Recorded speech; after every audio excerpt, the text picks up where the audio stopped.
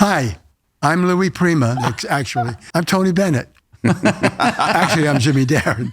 And this is the Shuttlepod show. It really and is. How about this? Al, I have a chorus. Give me a core. Give me a core. Al? I swear. Al, it's called chorus. I'm talking about one beer. But you want two of them? I'm not, I swear to you on my life, I'm not making this shit up. I'm talking about one He's beer. a patient man. Yeah, with an impatient brain. Gonna go and do my convention thing. Got my costume, I'm going now. Yeah, we're having a ball. It's Star Trek, y'all. Hey, there's a border. Beam me up. Welcome to another episode of the Shuttlepod Show. Today we have very special guest, Mr. James Darren. We're going to get into some Star Trek trivia, some fan questions. We're going to see how Mr. Darren chooses to live on Connor Trinneer's island, and much, much more. Today we are without our beloved Erica LaRose. And even though you're not here in person, you are in our hearts. We miss you. Before we get on to our show, however, we have a special message from Mr. Andrew Robinson. Like, subscribe, and join us on Patreon. Thank you. Thanks, Andy. I'm Mark Cartier, and now, as always, your hosts, Dominic Keating and Connor Trinneer. Hey, Mark. Hey. How you doing? Good. Hey, man. How are you? We love you, Erica. Yeah. We miss you. We hope you come back soon. Hey, it's good to be here, guys. Yeah. Thank you. Yeah, thank you for Nice coming to on. see you again. Welcome back to the Shuttlepod Show. I'm with my co-host, Connor Trinneer. I'm Dominic Keating. We are honoured, delighted. We can't believe our luck. We got another living legend in the chair, in the jump seat this Yes, week. right here. A man whose career has spanned 6 decades plus. It's still ongoing. He's a mensch. He's a gent. He was a mate of Sinatra's. He's got a pair of Dean Martin shoes. He gets his suits and tuxes made at Side of Oars. He's a man of supreme grace. He's a triple threat. He acts, he directs, he sings like a bird, and I'm sure he can do a pretty mean soft shoe shuffle. He was born James William Ekalani. His paying public name is James Darren, but his mates can call him Jimmy. Yes. Jimmy, God bless you, mate. Thank you. Yeah, it's good to What have a you nice here. introduction. Thank you, pal. He's really raised the bar on this whole thing. Wow, I can't believe that. Oh, and I really I feel neglected special. to add, he married Miss Denmark 58 and has remained wedded for 60-something years. Yeah. Yeah. So I keep telling her. I tell her every day, this is never going to work. We'll give it one more day. The photo of you on your honeymoon in Rome, I mean, you just are about the most gorgeous couple that God breathed life into. You know, we were really lucky because I was in the contract, as was Evie, my wife. Evie Norland, her name. Yeah. To Columbia Pictures. And when we were married, you know, I had just done Gidget, and it was a giant hit and all that stuff. And I became like a teen idol or whatever you want to call it. Fortunate move for me, for sure. But anyway, they gave us a honeymoon. We were married at St. Patrick's Church, Cathedral in New York City on Fifth Avenue. There's 2 there. Yeah. But the big one on Fifth Avenue. Courtesy of Columbia Pictures. Courtesy of Columbia. Then we had 2 weeks in New York as a honeymoon, 2 weeks in Copenhagen, 2 weeks in Italy, 2 weeks in Greece, and 2 weeks somewhere else. I can't remember. Good Lord. As the saying we had a goes, 10 up week and down like a bride's nightie. It was unbelievable, and all I had to do was one interview per place. Oh, London, England, the UK. That was the stipulation. Yeah, that's all. But it was, you know, I mean, you're sitting on a terrace, having one of the best meals of your life. Yeah. You know, drinking some nice booze, and and you're doing an interview. What the hell? What's that take? You know? Were you promoting something? I don't know. Maybe, the Guns of Navarone. Because I was about to go to Greece to do that film. Big film, man. So let's get to a great film. I had Yeah. I mean, you had a good part in that. Spectacular You had a great role. time on that film. Just a great David time. Niven, Richard Gregory Harris, Peck, Stanley Baker, Stanley Baker. I love Stanley. Anthony Quinn. There were two factions, two groups, so to speak. I was the youngest person in the cast. So I was the pawn, Yeah. you know. But there was Peck, Anthony Gregory Quayle, Peck, yeah. and David Niven, who were the more sophisticated of the group. And then there was Stanley Baker and Quinn and me, Right. you know. But we had I had my disagreements with Tony. We almost got into a That's a bunch of fight. alpha males in one room. Yeah, it was kind of fun. And Peck would have me go to his bungalow and have dinner, he and Veronique and my wife Evie and me. And Gregory would ask me different questions about the other group, you know. And I wouldn't tell him much because, you know, they were really more of my type. Cut from the cloth, yeah. Yeah, because, you know, like street people, you know what I mean? Street guys. Right. Streetwise stuff. You grew up in Philly, right? I grew up in Philadelphia. Yeah. What's the name of that part of town? South Philly. South actually. Philly. Was it a rough part of town? Yeah. Yeah. We had more mobsters around us than you could shake a stick at. Italian. Yeah. 99% were Italian. And that was 36 you were born, right? Yes. Yeah. 1836. You keep getting better and better looking. I mean, that's 100 and some odd years ago. So how old are you when you decide you might like to do? Because I read somewhere that your dad sort of took you around to the clubs and he'd just stick you up there singing songs and stuff. Well, when I was about 12 or 13 years old, I started singing actually before that. We lived with my dad, mom, my brother John, and I, my Aunt Sarah, my Uncle Dominic, my Uncle Manny, my Uncle Stanley, my grandparents all lived in one home. I mean, with one bathroom. Proper Italian house. It was a bitch. Mm-hmm. Yeah, one bathroom. And so when my uncles and aunts married and left, it was a lot easier, of course. But my grandmother was the one who really got me involved or interested in show business. When I was 7, 8 years old, she would ask me to sing Bésame Mucho, which was her favorite song, even though she's Italian, the song is Spanish. You know, but she didn't care. Sure. You know, it's simpler, and she loved the song. So I would stand behind a partition, sing that song for her and her neighbors. You know, Goldie and all these lady friends she had, and she'd pay me a dime, and then she upped my money at one point to a quarter, which was like, wow, devastating. A lot of money. Didn't know what to do with Living the all, dream. Didn't know what to do with all that. Yeah, what the How hell old were you when you're doing I was about this? 7, 8, you know. And you had a voice. And she was great.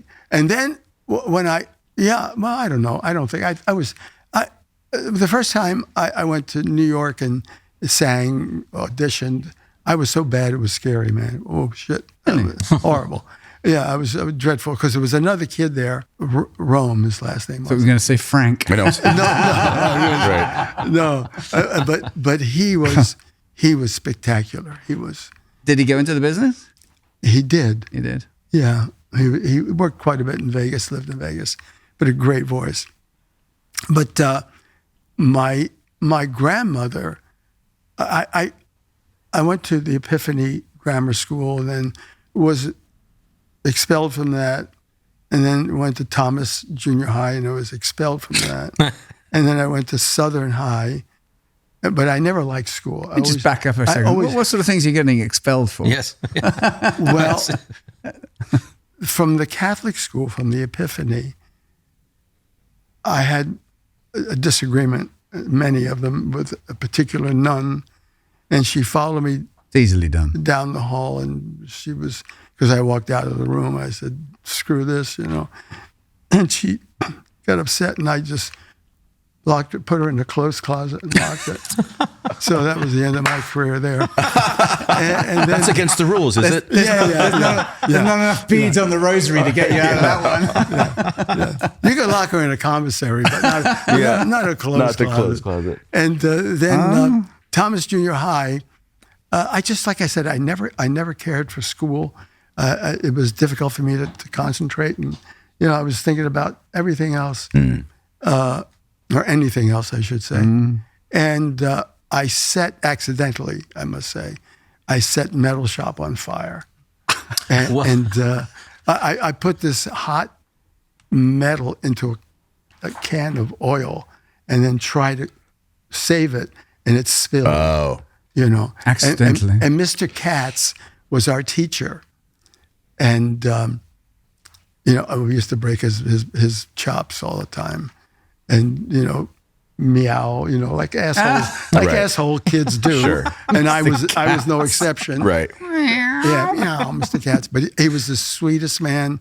I was such an asshole, scary. Anyway, years later, just to jump ahead a sec, I'm performing in Philadelphia, and Mr. Katz's daughter came to see me. I had never met her. I didn't know. I had no idea she was in the audience, but word got back after the show. And she came backstage. She said, I said, I feel like an imbecile for what how I treated your dad or was behaved as his pupil. And she said, he loved you. Oh. I felt then I really felt, oh my God. Supreme guilt. What a schmuck. Yeah. You got to be kidding me. Aww. He loved me and I was such an ass. So anyway, that was, so I was expelled. I went to South Philadelphia High School. And I actually went for the first month of my 10th year, sophomore. And then I kept cutting school. Yeah. I would go to different luncheonettes and things like that and play my favorite song, which was School Days. Dear old golden rule days. Reading around. I said, what the hell am I doing? Anyway, that and play the pinball machine. So they caught up with me, and the truant officer, she was very sweet. And my grandmother used to bribe her. She used to make To keep you in school? Oh, no, to keep me out of trouble. Keep quiet. Yeah. Like Goodfellas. Right. Because my mom and dad Dragging both the worked. postman. My mom and dad worked. My dad first worked at the naval base in Philly. Then he worked in one of those dreadful sweatshops where my mom and most of my family worked. Darren and Company, I'll never forget, in Philadelphia. Anyway, so they were gone all day. And my grandma and my grandfather, of course, worked. And my grandmother was she raised me and she was my protector. So, she got me out of more trouble. Did she? Yeah, she really was. She was good. Anyway, she was the one who encouraged me to sing. And from there, then my dad, there's a man in Philadelphia who's gone now, Frank Palumbo, who had two clubs, the RDA Club and Frank Palumbo's Club, which we all eventually, Bobby Rydell, Frankie Avalon, and all the guys from Philly, Al All went through Martino, there. Buddy Greco, all ended up performing there when we got into the business. But I told my dad I wanted to, if I could get Frank to let me go there at night. My dad would have to get up like 4 or 5 in the morning when he worked at the naval base. So he'd take me and we'd be there till 1, 2 in the morning. And I'd get up and sing a couple songs, Wow. Which was kind of cool. What sort of songs were you singing back then? Do you remember? Oh, I don't know, whatever was popular at the time, Eddie Fisher had a lot of hits then, and of course Sinatra did. But How old are you at this point?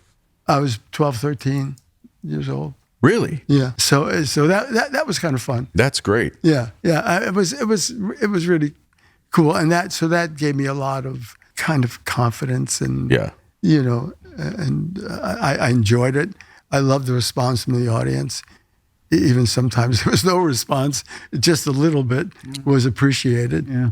And then I don't know. Then I later on You always thought of yourself as an actor, though. That was I was reading something, and reading about Marlon Brando and a few other wonderful actors, studying with a woman named Stella Adler. Yeah. So I went to. So you went to New York. Yeah.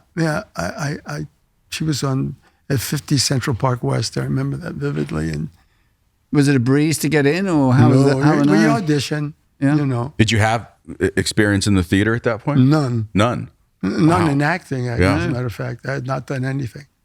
Wow. I never acted except in school. Pretending that I liked it. Yeah.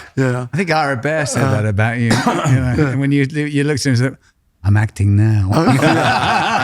Yeah. That's brilliant. Yeah. No, it's true though. I mean, sometimes you're at a place, like right now, I'm very comfortable because I love you guys. Yeah, likewise. You're two mates, and Likewise, pal. But sometimes you're not. So you're acting. Yeah.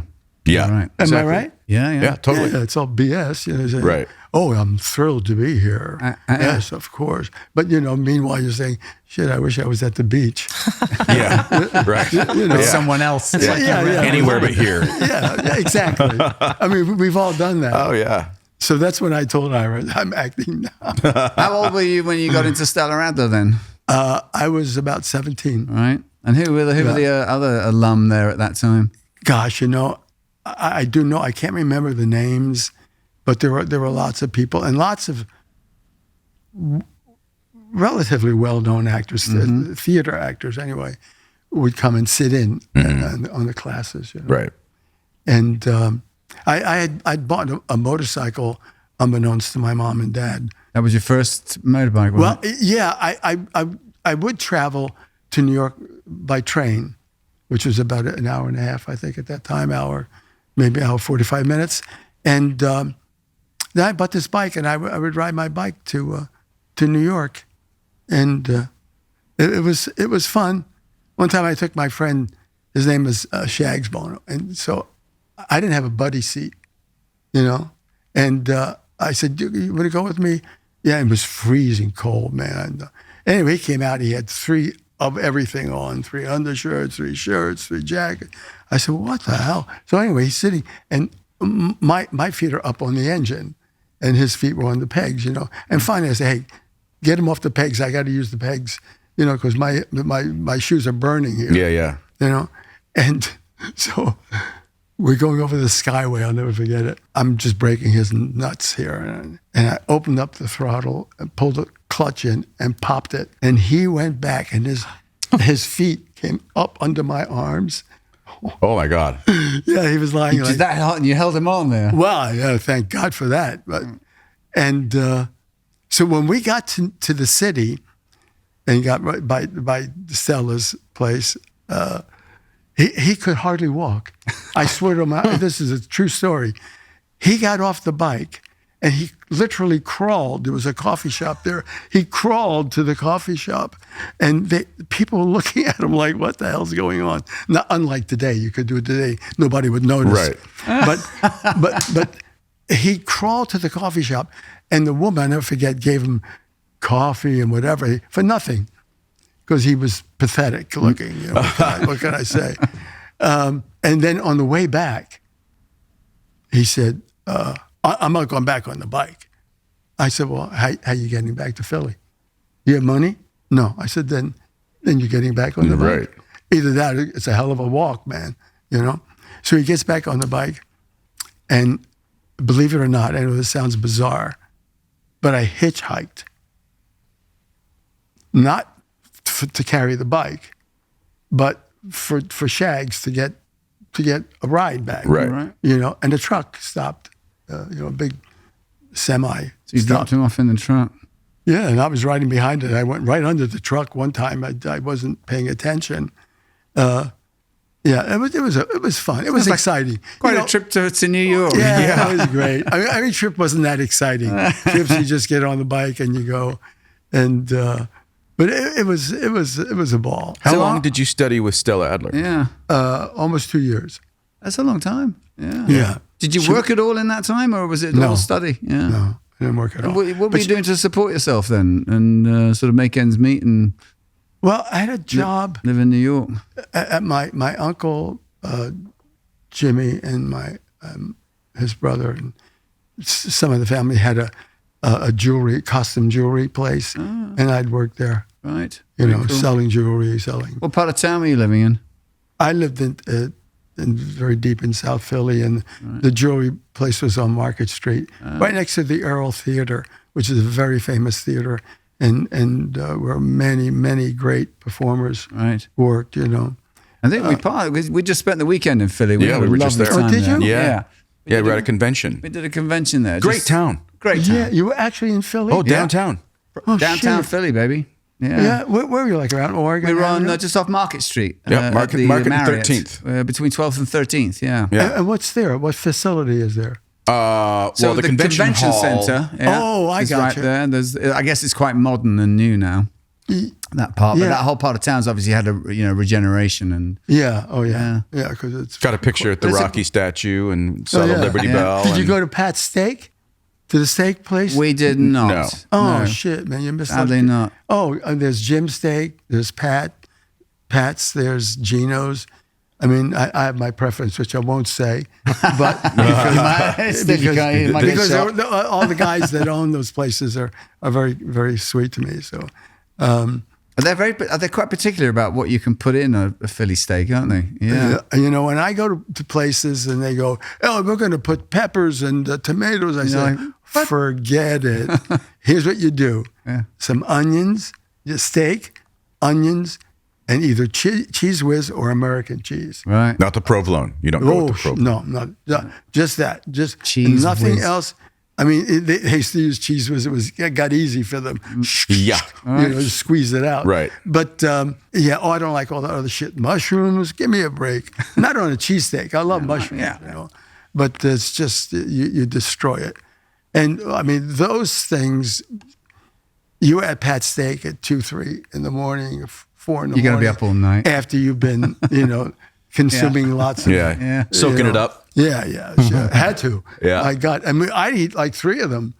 Oh yeah. Where'd you put it all? Well, I don't know, man, but I'll tell you the truth. After half a fifth of booze, you have to drink. You have gotta to do eat something. Yeah, and they were so good. And of course, you have to lean over, and so it doesn't Get all over on you. your shoes. Yeah. I never forget my friend Billy Squeenier from Toronto, Canada. I said, we're going to Pat's Steaks tonight. So, I think you'll love it, man. It's great. He came out of his bedroom all dressed. I said, What you do? why do you think we're going? What do you have a suit on and tie? He said, we're going to that steakhouse. What steak? It's a sandwich joint. It's on the street. You eat Right. on the street, for God's sake. Can't even sit down. You don't even sit down. I mean, they have a couple of benches and things, but we never use those. Get your t-shirt and your leather jacket on. Oh, Yeah. so funny. Just great. I loved it.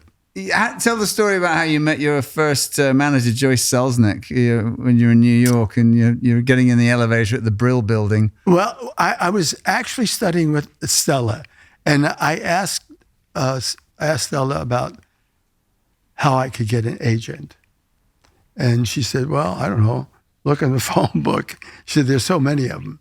Yeah. So I did. I found this guy, whatever his name is, I can't remember. And I went up to his office and we talked and this. And he said, you have photos? I said, no, I don't. He said, well, you need photos. You got to have pictures. Otherwise, how can I represent you? Right. And so I'm walking down Broadway. This is a really interesting story because I believe in fate, being at the right place at the right time. And it is a fact, for sure. Yeah. And there are so many different photographers in this particular area. And I saw this one, Maurice Seymour. And the reason why it attracted me is because, having sung and things like that, even though I was an amateur, he had lots of pictures of singers and comics in his window. So I go in there and they take pictures. He takes pictures, rather, excuse me. And his secretary, I went back 2 days or 3 days later. I'd go to Stella twice a week. So when I went back, it was on a Thursday. And the secretary, Yvonne Bouvier, said, you photograph relatively well. Are you interested in getting into the business? I said, yeah, sure, of course. I didn't do this to become a plumber. Yeah. Yeah. I mean, not that it's a bad job. I mean, Not the one you were going for, though. yeah, exactly. They make more money than actors these I was days. gonna say, I had to sell off a Generally wing. speaking. Yeah, 2 bedrooms in my house the other day because I had a plumber up there. But so she said, I'm going to set up a meeting with you and this woman, blah, blah, blah, Joyce Selznick at the Brill Building. Okay, great. So I go to the building on this particular day and get in an elevator, and this woman gets on, and she keeps looking at me. And I'm thinking, is something running down my nose or something? I mean, something's weird. Anyway, we get off the same floor and walk in the same office. and it's Follows Joyce. you in, doesn't she? Yeah, well, no, it's her office. Oh, it's her office, yeah. And that's how we met. And she was an amazing, amazingly bright, and just had this charisma that, I instantly loved her. I just, not because I thought she was going to do something for me, but just that I had a great connection with her, and vice versa. We just. She got you in at Columbia. That was Well, your first... we went to. She's she told me she was take me to a studio because it was still the studio system. Oh back yeah, then. definitely. Very much so. Yeah, very much so. And she took me to meet this guy Harry Rome at Columbia Pictures. He was then the Eastern talent rep, and so we're sitting in his office, and this is still all in New York, is it? This is in New York. Yeah. It's at 711 Fifth Avenue. Right. And he said, well, yeah, he's not a bad looking kid. Yeah. All right, we'll test him. She said, no, he doesn't test. And I looked at her. And you've got zero experience at this point. Nothing.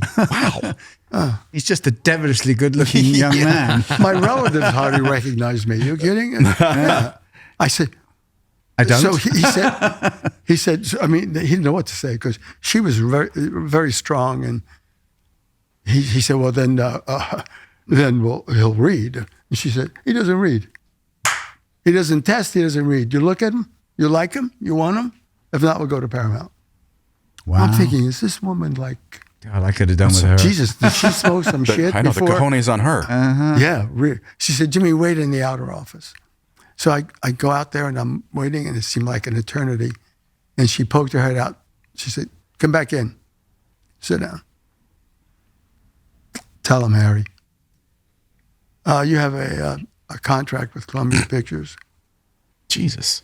I just got the chills just now thinking about it. And Wow. do you know George Sidney, the director? He did Pal Joey. A whole bunch Oh, of yeah, yeah. Right. Great. George was in the office there. He always smoked a pipe. And I couldn't believe it. What can I tell you? You're like 19, aren't you? I was about 19 years old. And he called Harry Cohen, who was then the head of the studio, And I spoke to him, and he congratulated me and all this stuff. And I just couldn't believe it. It just... New life. Yeah. Good God. Well, it was, to this day, I can't believe it, So anyway, I go back to Philly and tell my mom and dad, and they're, of course, elated. And then Joyce came in, and she met them. She met my family, And then they said, this took balls or stupidity, I don't know which. They said, okay, you're leaving on June, I think it was June 2nd or June 3rd for California. I can't leave then. Joyce said, what? I can't leave. What was so pressing? I said, she said, what? Why? I said, well, my birthday's June 8th, and I always spend that with my family, and I'm going to spend it with my family. Look at you. She said, are you kidding? Are you kidding me? Did you see what I just did for you? No, but I mean, here's a contract Yeah. with Columbia, Yeah. a 7-year contract, and you're telling me you don't want to leave on that date because you have a birthday that you spend with your family? Yeah. I said, yeah, that's a fact. That's it. And I'm not going to leave before the 8th. And I didn't, of course. I left, I think, on the 16th of June. My brother went with me, and we came to California, and You got Gidget. then then I did a movie. I met a man did, named well, yeah, so, yeah. Sam Katzman, Yeah. and Sam did all those 6-day westerns like with John Wayne, and the great stars like that.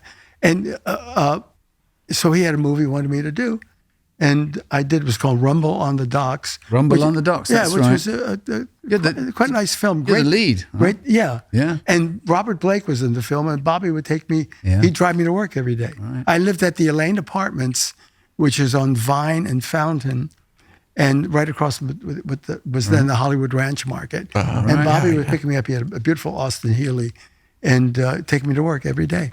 Where did And they shoot that? They shot at Columbia and at Columbia Ranch. which is in Burbank on off Hollywood Way. You played street kids on the docks, Yeah. doing Ned Yeah, well. my name was Jimmy, and so it wasn't hard. Yeah. It was nice. And you're learning on the fly. I was learning. It was great. I'm acting now. Yeah, I'm acting up. I've always been curious what it was like to be a contract player. I mean, what was that experience? Yeah, good Would they just put you in things? Would you have to read for things? No, they put you in things. Did you have to say so? or Whether you liked it or not. Whether you liked it or not. Yeah. You've signed and that contract. I was fortunate. I got to tell you, man. I worked with some wonderful directors, and luckily I got Gidget. Yeah. I got a film called Let No Man Write My Epitaph. Yes. With Shelley Winters, Burl Shelley Ives. Winters, Burl Ives. Yeah, and Yeah. Raconto What was the one with Montalban, Sidney Poitier and- Seberg. That was All the Young Men. All the Young Men. That was I love Sidney. He was such a great guy and a Bless good man. friend. But it was a shitty movie. Was it? Yeah, a terrible movie. Sidney and Alan Ladd. Alan Ladd. Two wonderful stars. Did they dig the ditch for Alan? Yes, they did. They actually did. Because he was so tall. Well, No, Al- they dig the ditch for the other actor. Because Alan wasn't a For miniature Sidney. stature. Yeah, Really? excuse me. But Sidney had to walk because Sidney was pretty tall. You know? And a great guy. We shot that particular film, All the Young Men. We shot in Montana. But anyway, I'll tell you, like you asked about if they tell you what to do. Yeah. And they do. And fortunately for me, they put me in a lot of wonderful roles, Gunman's Walk with Van Heflin and Tab Hunter. And Yeah. I mean, films, Epitaph. Yeah. And The Brothers Rico, which was a nice film with Richard Conte. Then they asked me to do a film called Diamond Head Yes. with Chuck Heston and Yvette Mimeo. Yeah. I had such a crush on her when I was George a kid. Chakiris. Yeah. A wonderful cast. He played my brother. Bernardo Nunez in The West Side Story. He was the was leader great. of the Sharks. He's a wasn't great he? friend of mine. No kidding. He's a wonderful guy. Diamond Head, I right. love George. But anyway, this is funny. I'm sitting in one of the executives' offices. Leo Jaffe was, and all the executives there were including Harry Cohn, who was the head of the studio, Joni Taps, all these people, funny characters, but very powerful people. And so I'm sitting in Leo's office, and he said, we'll do Diamond. I said, I don't really want to do that role. You're under contract. You know that. Yeah, I do. Okay, all right.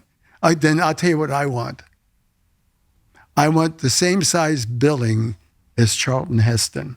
I want the same height, depth, and width. The balls on this guy. And he looked at me, he said, what the fuck are you doing? What are you talking about? I Do you know who said, Chuck Heston is? He's Moses. who do you think you know you're under contract to the studio? Yes, I do.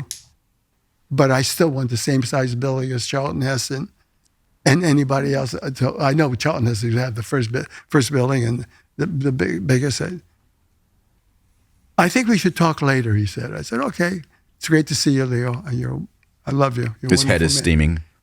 Fucking bubbles coming out of his head. And so I leave, and next day I come to the studio because we had acting class every day. And I go. I got a message that Leo wanted to see me. And I go up to and I'm a young player there at this point, and you sit down, asshole. You got it. Wow. I said, oh, okay.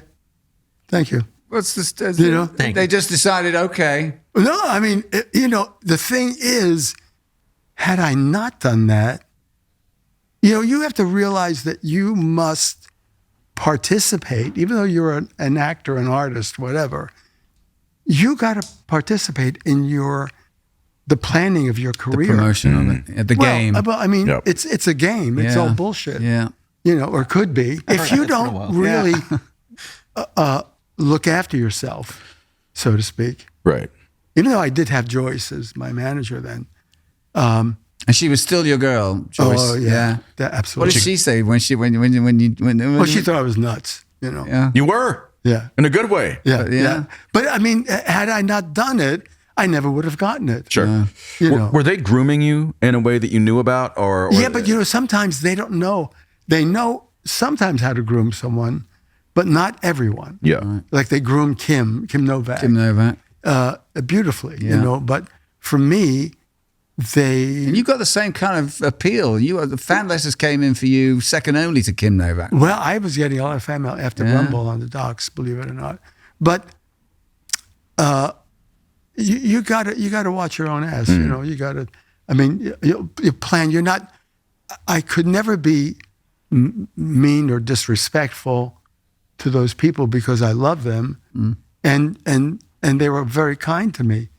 You know, I mean, the fact that I got the contract was a miracle to begin with. But so I had these nice people looking after me, but they didn't always have the plan I had. Yeah. You know, Right. Yeah. I mean, and it happens with lots of actors where they, you know, demand certain things and they get criticized for it. But by the same token, it boosts their career. Separates you from the pack. Yeah. It's a pack, and you've got you sang the title song for that Diamond Head Yeah, I film did. too. Was that always in the running, or did you tell them that too? Yeah. No, I didn't. No, once I had done Gidget, I did a song before that called Angel Face, which two great writers, Doc Palmas and Morty Schumann of the rock era, wrote a lot of Elvis Presley songs, had written. And so I sang that. And then when I did Gidget, but it was a real teeny bopper song, you know, and I didn't really have a voice at that point. But when I did Gidget, and they wanted to have someone else sing that, and I would lip sync, I said, no, I could do that kind. It was more of a swing, more of a Sinatra kind of tune, you know. And for some reason, I don't know, I just grew to that point overnight. For some reason, I was when I did the song and did that my first album, I had Billy May, I had John Williams. You did, doing didn't you? arrangements. John Williams, I know. Yeah, I yeah. mean, so all of a sudden I had to come up to a different level. You know, I'm working with like the creme de la creme here. Yeah. The common denominator bar gets risen, and you got to meet it. And Were they you- sending you to singing lessons at the same time as you were doing acting lessons? No, never. No. And I just, you know, I swear to you, I don't even know how it happened. It happened. Yeah. Maybe because of being in a studio with Billy May or John, or and an incredible band, Shelly Manne on drums. I mean, some of the greatest players, like they still have today, of course. So you just rise to the occasion, Right. You know, and all of a sudden I had a voice. Yeah. You know, and the material was good. You know, Yeah. I mean, the composers were good for all the songs that I did. Some standards, and I did Gidget and a song called "There's No Such Thing," and they were new songs, and it was great. What can I say? I still have when I saw the image of it last night. My mum had, and it's now in my flat in London. Goodbye, Cruel World. Oh yeah. I've got the original vinyl upstairs in my flat in London. You know, man. it's so funny. That was your first. Was that a number one? Was that? It was, but I hated that song. I still do. Do you really?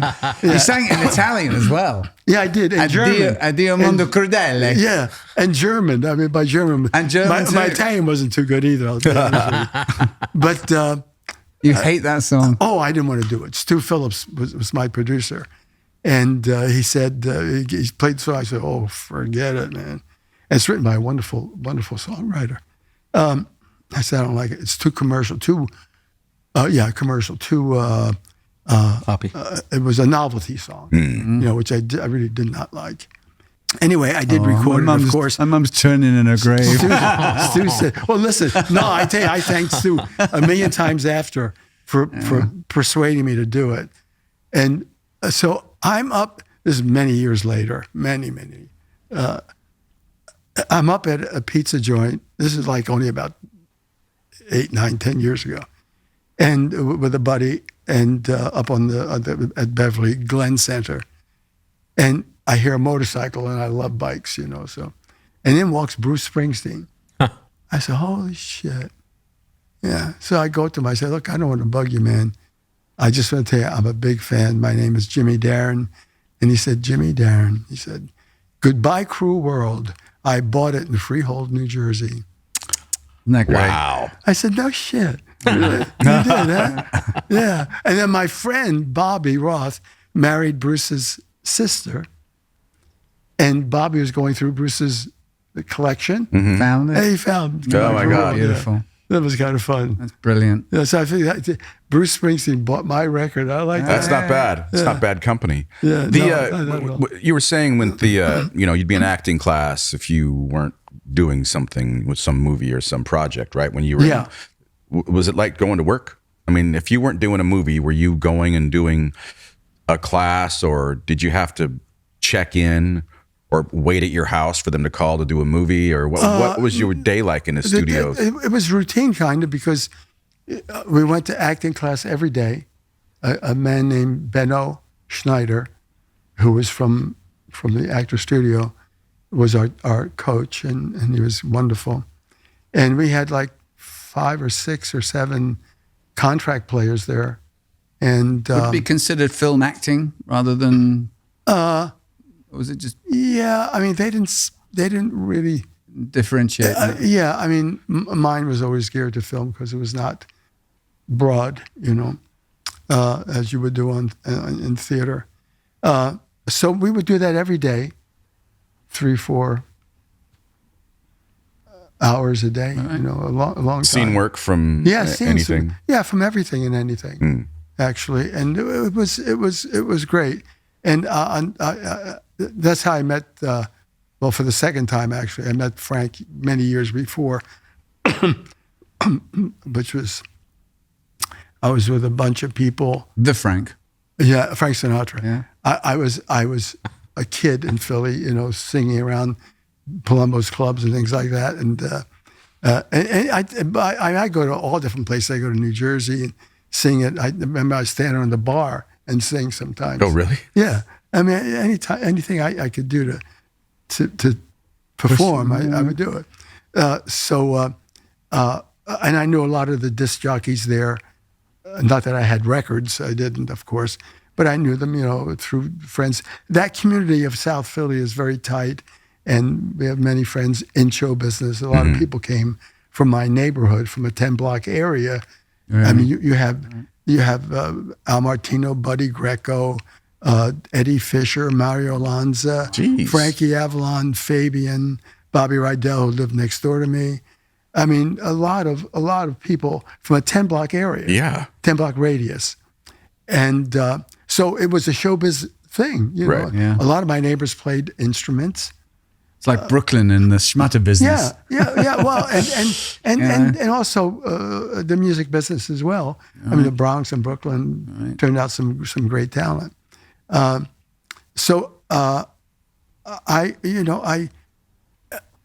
These guys were going to Vegas. They said, we're going to have dinner with Frank Sinatra. I said, whoa, really? Yeah. And you're going to come along with us. So I went with my friends. And there were a lot of these people there too. Yeah. So I said, it made me an offer I could not refuse. Yeah. So I said, okay, I'm going, whether I like it or not. And I'm sitting there, and it was just show you the character of Frank Sinatra. He was a great human being. I love Frank. I mean, you read a lot of stories about him where, he had his own thing.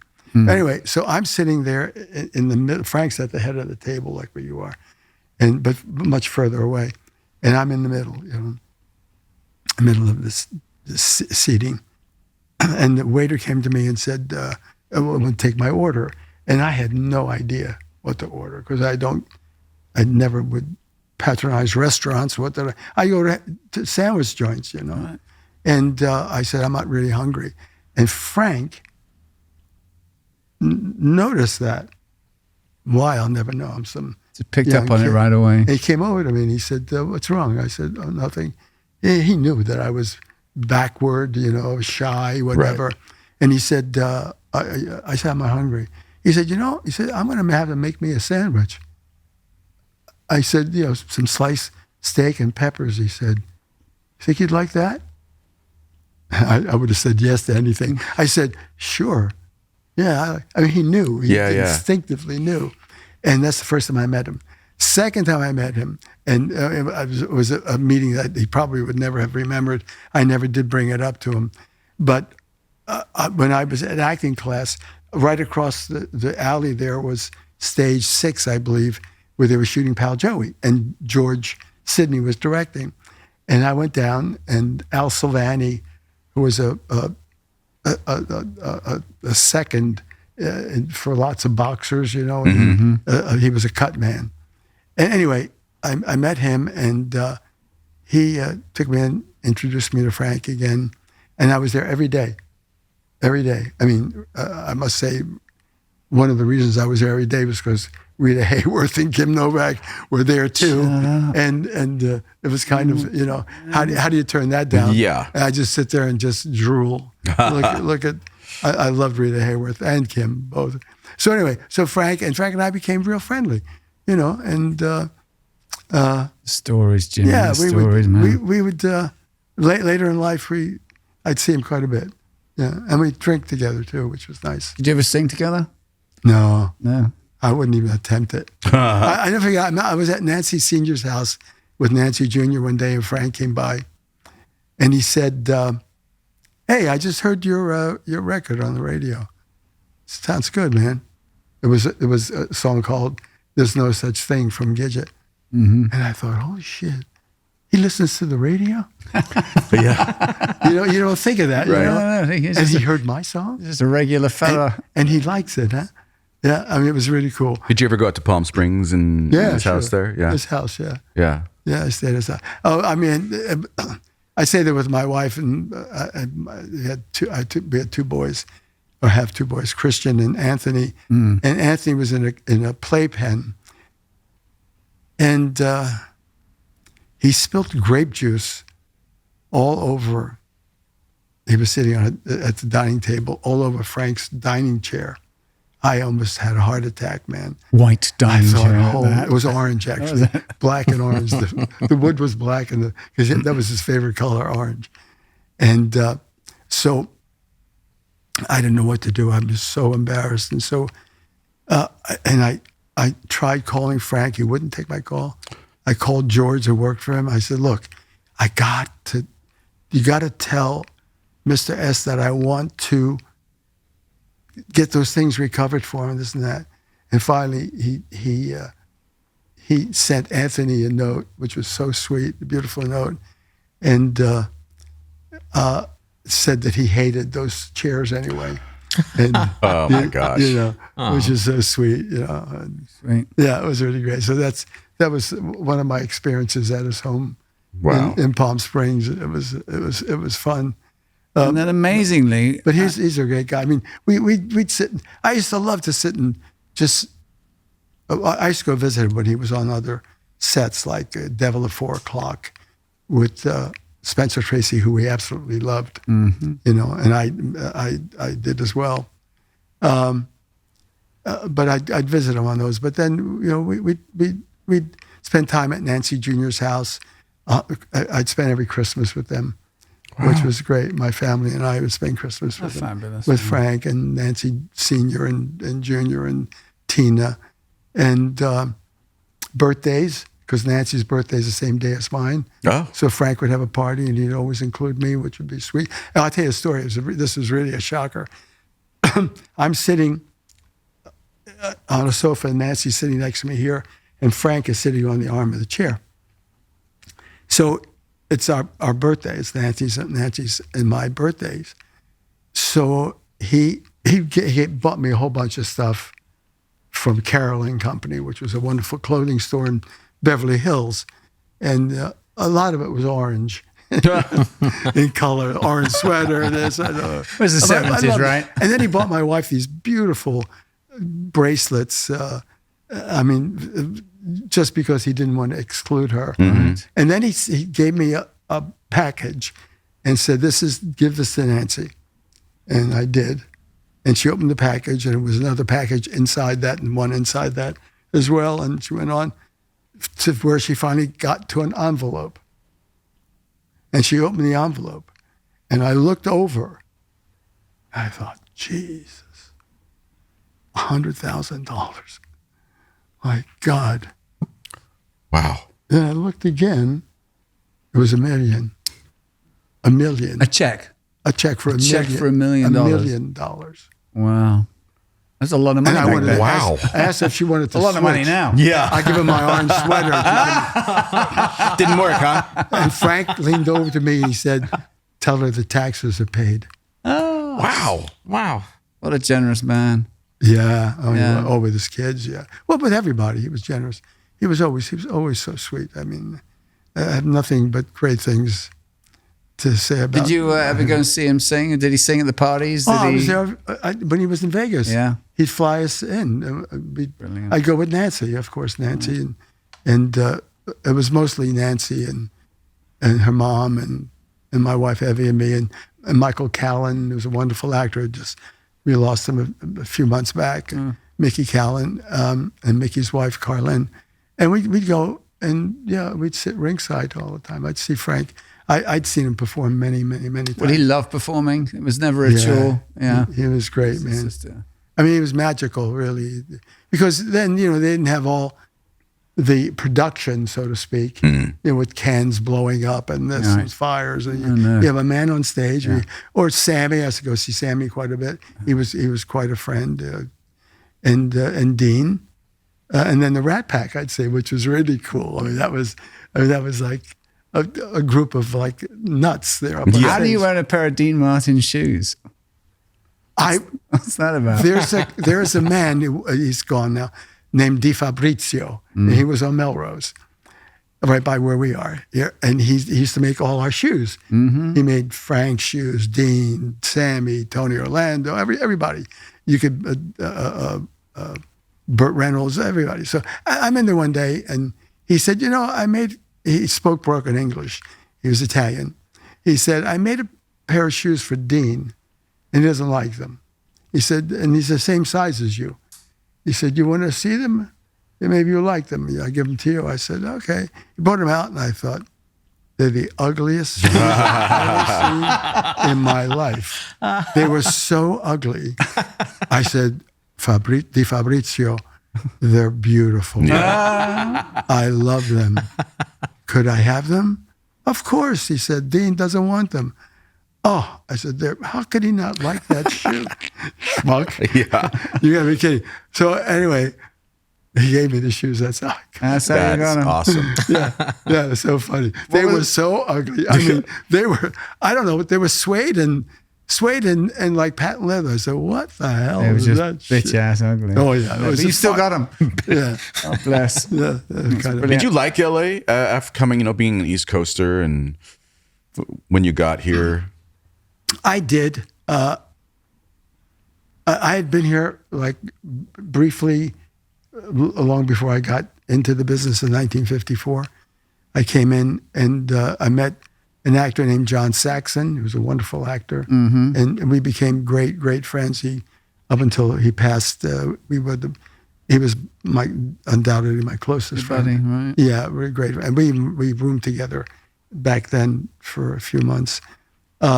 So when I came back to California, I had John Saxon and another friend, Joe Schneider. So I had some buddies here, and it made it fun, Right. because we really would hang out every day. I mean, I'd see those guys every day when they weren't working, Right. And Where was Columbia Pictures Studio? Sony. Sony. Sunset yeah. and Gower. Oh, they Oh. had they had one there. Oh, yeah, was that- it Sunset and that's- Gower? that's where I was, And then, yeah. then the big one, I guess, is now Sony. Oh yeah, What is- yeah. But, yeah. but when I was there, and with Harry Sunset and Cohen, Gower, so I right. invited Sunset and Gower, and they had a cafe. I can't remember what it was called. It was called the Gower Cafe or something. And the Three Stooges did all their things at Columbia, and Right. and one of the Three Stooges, Harry Fine, was from my neighborhood in Philly. Lived right around the block from me. Okay. Yeah, it's incredible. I know. I was surrounded by extremely talented people, to say the least. And so I go and I still love the Three Stooges. I mean, I have everything they've ever done on disc, you know. And so I'd go there and watch them shoot, you know, film. Oh, man, that was so cool. That was really, that was a kick in the head. Yeah, that was great. That was great. And then, of course, I'd see them at that little coffee shop thing, too, which was fun. I want to bring the Sinatra thing back around because, of course, when you finally get thought of for Vic Fontaine, I think the original story is they wanted Frank Jr. Frank Jr. And he was a big Star Trek fan. Yeah, he was. And he had no interest in playing this lounge singer. Yeah, I didn't. He wanted to be an alien or something, didn't he? But yeah, I mean, when they asked me to do it, I had not read the script, and my agent called and when he said they want you to talk to you, not do the show. They didn't make me an offer. They met you at a memorabilia signing. Well, the interesting thing is, again, fate. Yeah, at the Beverly Garland. I did not want to go to that autograph signing. No kidding. And my wife said, you know, you promised them you would go. Right. And if you promised them, you got to go. You got to go, period. And I said, you know, you're right. You'd lay all this guilt on me, but you are correct. I do have to go. And I went, and Ira happened to be there. Ira loved memorabilia signing and stuff. that's where he saw me. And he was going to approach me, but his friend, Fred he said, no, you can't do that. And you go, hey, I'm a producer, and I want to. So, didn't Fred talk to you about you had a spaghetti sauce? Yeah, I did. Yeah, pasta sauce. Oh my God, much like the Newman. How did you? Tell me about the spaghetti sauce. When did you get into that biz? You know, it was triggered in my mind by what my grandmother did when she bribed the truant officer. You know, and she made great pasta sauce to my grandmother. So I figured that, you know, I'm trying to copy Paul Newman or something, which is difficult to do. And that's what got me into that. And Fred was all about the spaghetti sauce when he met you at that memorabilia signing. It was actually very good. Yeah. I mean, today I eat, and I must say, I got to plug it, Rayo's. It is the Arrabbiata. It's the best. Arrabbiata, the best sauce, forget it. Yeah. I can eat it. It's still on the shelf today? You can not mine, Rayo. Rayo's, R-A-O apostrophe S. It didn't used to be. Rouse. Yeah, it didn't. You know, there's a restaurant here. Right. Yeah. My friend works at Johnny Roast Beef. I love that place. Yeah. But Rouse had not been available until I would say the last 6 years in the grocery store, but it's everywhere now. And it is, sorry, Paul, it is the best. Right. Oh, the best pasta sauce. Yeah. It's incredible jarred sauce. And they also make roasted peppers with, pine nuts. Oh, yeah. Lovely. And, it's so good. Little jars. I buy them by the case. No, I go online. Oh. And I just do it. Or maybe Amazon may carry it also. But I do that. So anyway, Ira doesn't have the courage. At least Fred tells him, don't go and approach Jimmy at the signing they go through official channels. Exactly. It goes through the agency. So the agent calls me and asked me about doing it. I said, I don't really want to do it. You know, because I also I thought if I could play an alien or something, you know, I could do that. At this point, you've done 15 years as a TV director, haven't you? Yeah. You know, we haven't even got to that little story. Yeah, but I thought you've done Charlie's Angels, the A-Team, you know, I mean, Walker, Texas Ranger, all the big shows. Hunter. Anyway, I mean, should we go off? Should we veer quickly and go? Let me tell you the story about that. Then I'll tell you about the directing thing. So the agent said to me, you know, you should at least, because I turned it down, I didn't want to do it. Have you read the script? I said, no. Well, you should at least read the script. Yeah. Then you can make a decision like any other sensible person. And you haven't always been sensible in your decision-making process. Doesn't seem to have established that. I swear. I mean, somebody up there is looking at me for sure. They sure shit are, Jimmy. So I did read the script and I said, oh man, this is, pretty good. This is fine. Yeah. What was the first episode? It was My Way. My Way. That's the one where you help Odo and Kira get together, right? Correct. It's beautiful. I watched it. Yeah, and not only that, you know, with Ira choosing, and he did choose all the songs. And you've got some classics. Except if I didn't like the song, he would say, okay, we don't do that. But he chose every song. Anyway, so I'm thinking, I don't like to read, only, not that I'm above it, I just cannot do it well, period. It's good, yeah. I'm not going to do it. So I told him, I'm not going to read. But I figured I'll go in there dressed and with the attitude of someone that I knew from the Rat Pack, like Dean and Frank together, Right. And I go in and I sit down, but I had read the script like 10 times.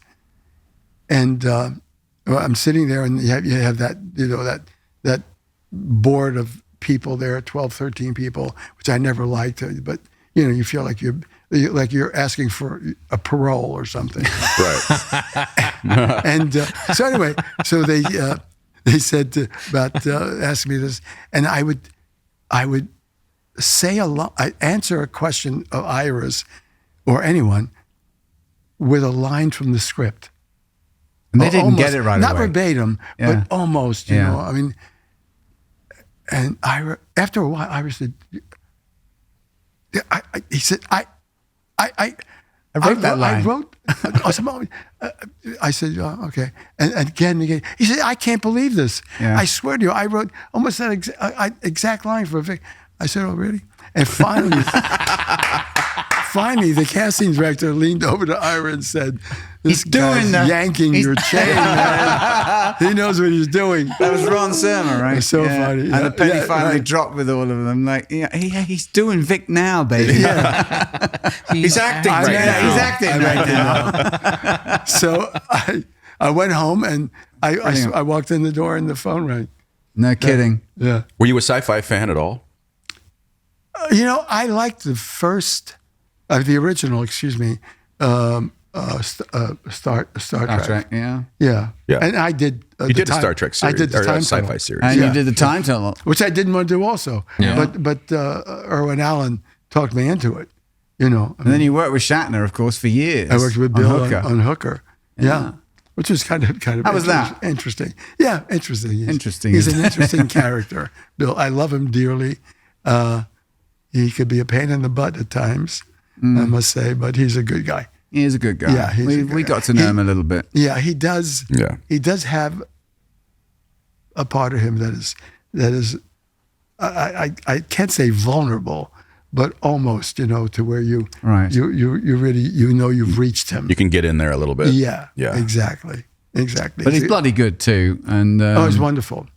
and much as what you said never slows down. about ringing your own bell, he's bloody good at doing that. And, Oh, yeah. yeah. Oh yeah, and I respect him for that. Yeah. I really do. And he's a pro. He's a pro. He's a pro. I saw. What is the movie with Tracy? The trials, not the Trials of Nuremberg. It was one of Bill's first films, and his role was kind of almost meaningless. He was so good. Mm-hmm. He was so good. Take your chance. He's magnetic on screen. He is, isn't he? He has charisma, and yeah.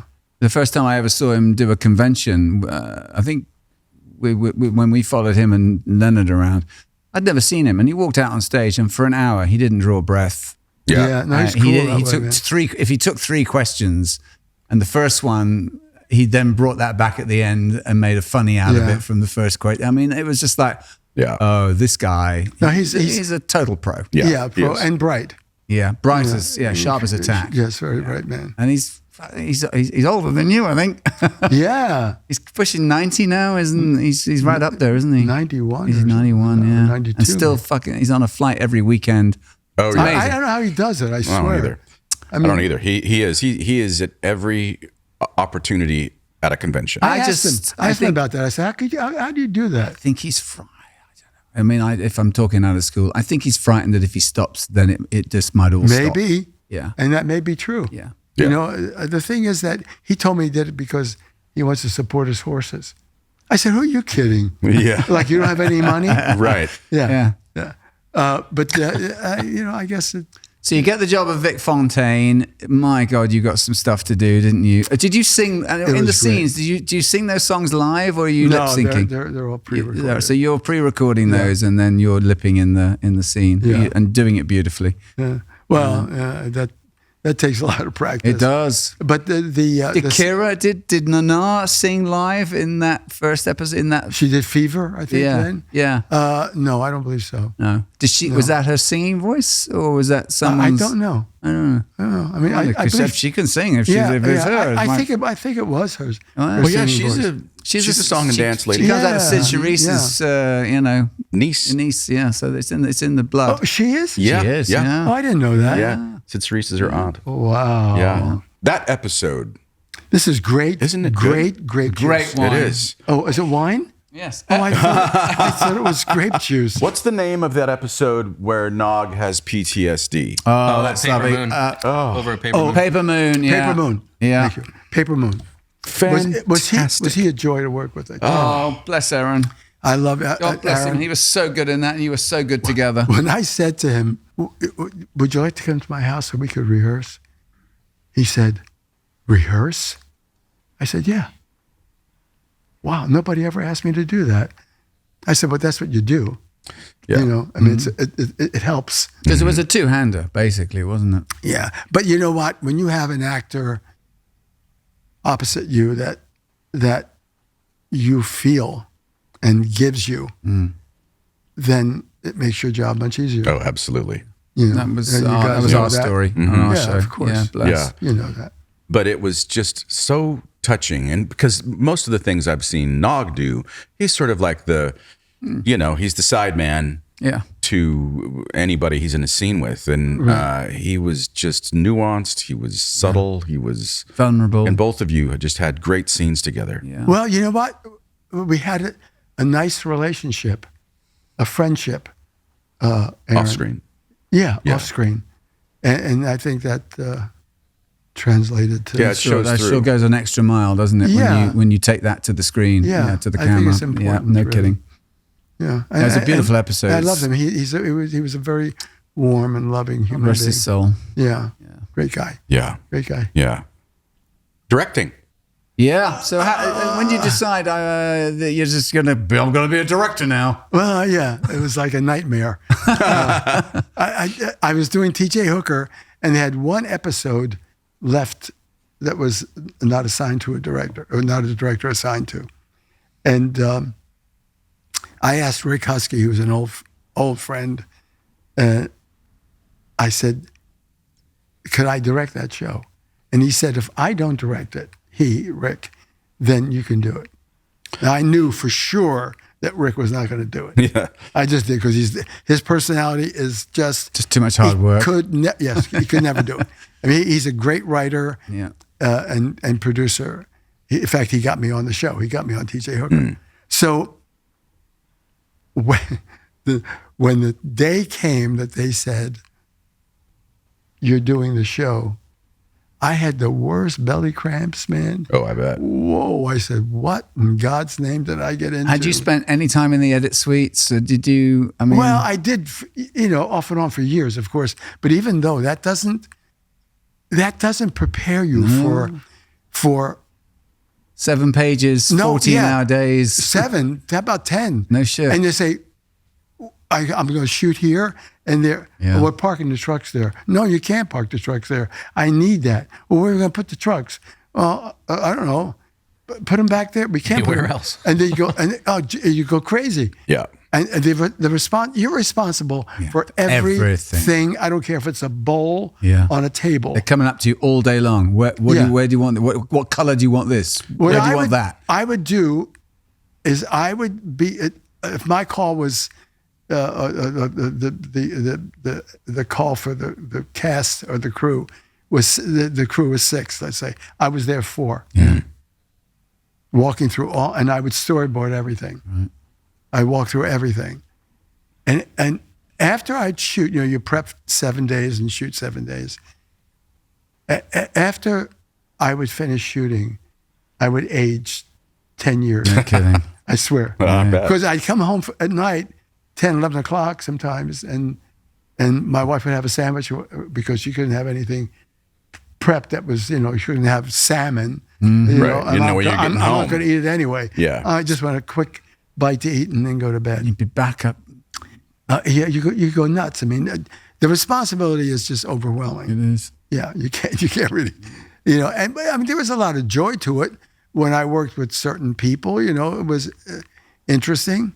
I mean, directing Bill was a kick in the head. I bet. Yeah, sure. I mean, my second or third day in there, and I'm sitting after lunch, and 2 hours, 3 hours. I said, "Gee, Bill," I said, "you're 3 hours late." I am? Come on. Yes, you're 3 hours late, for God's sake.